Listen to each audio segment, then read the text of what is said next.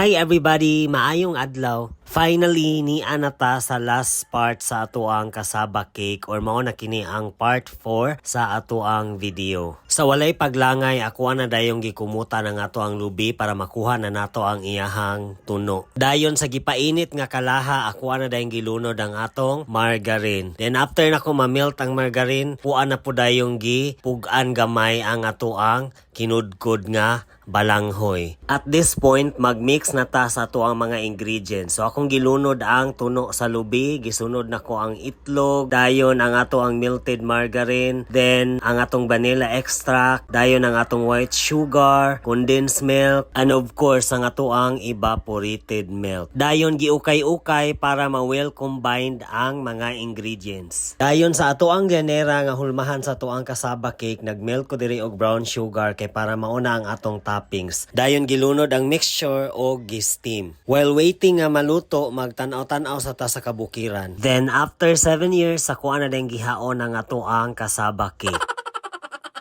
Finally, naluto na ang ato ang kasaba cake and it's kaon time. Mao na ginaingon nga kung magkugi makakaon gyud ta og lami. And that's all for today's video. Thank you for watching. Please like and share. Bye everybody.